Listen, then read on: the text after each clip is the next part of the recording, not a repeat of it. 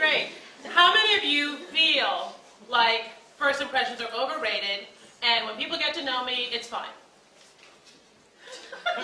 Well, good. I have an educated audience. Very good. It can take up to 12 visits to undo a negative first impression. I'm going to repeat that. It can take up to 12 visits to undo a negative first impression. Does anybody know of anyone who is going to give you 12 opportunities to impress them?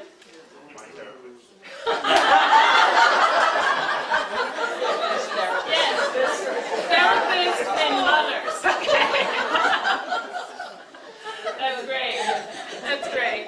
Yes, therapists and mothers will give you that, but most people won't. And that's why it's so critical right now. So what we're going to do today, I'm going to tell you what goes into why first impressions are so important. I'm going to give you the elements and the skills that go into making an effective first impression. Then I am going to put some people on the hot seat and practice what we preach. Okay? Does that sound okay? Yes. All right, good. All this stuff. But what I really want to share with you is the fact that I did not start speaking until I was almost 3 years old. I just babbled. Then when I started making complete sentences, it's not like, it's like, oh, then she spoke and she spoke volumes. No. When I started to speak, I was so shy that I would not speak to anyone who was not in my immediate family. I was so shy that one of my uncles started calling me shy, and it stuck. And shy was my nickname. When I'm saying nickname, I mean I was referred to as shy, I was addressed as shy. Christmas cards were signed shy instead of Robyn. That's intense. My mother got a really fancy spelling for it, and then people thought I was Chinese. So,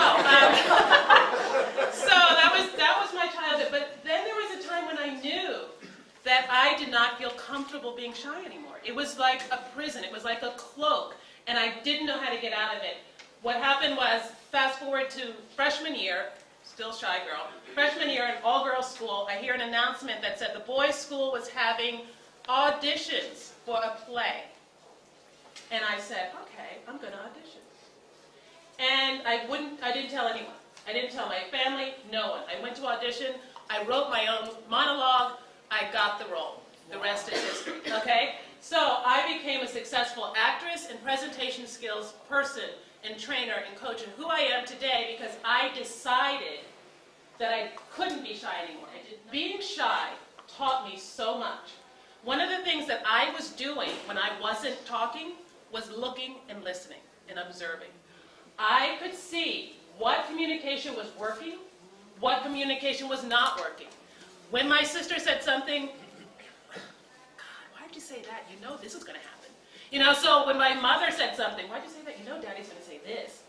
So I learned so much about communication in those years of being shy. It was amazing. Then as an actor, I learned so much about communication because as an actor, what I'm supposed to do is incorporate people's personalities. I'm supposed to live people's personalities. I have to then know how they move, how they talk, how they space their sentences. All of that goes into being a good actor. So here's my favorite quote. What you do speaks so loud, I cannot hear what you say. Ralph Waldo Emerson. What you do speaks so loud, I cannot hear what you say. It encapsulates everything that I believe in this communication industry. We do things constantly that distract from what we are saying. And we may think that we have this amazing message, but if we are doing something that's distracting from it, no one is getting it. Now, a trick, if you are intimidated by a certain type of person or a particular person, always look at them when they're talking to you on their forehead. They won't know. So if you're looking at their forehead, they can say things to you that might hurt your feelings on a regular basis if you were looking in the eye, but it won't touch you if you're looking at their forehead. Sir, look at my forehead. Is it shiny? Okay, look at my forehead. Oh my God, what the heck is wrong with you? Why are you coming here sitting like that? You look like a slob. You're like leaning back like that. Oh my God, your work is totally inferior. Get out.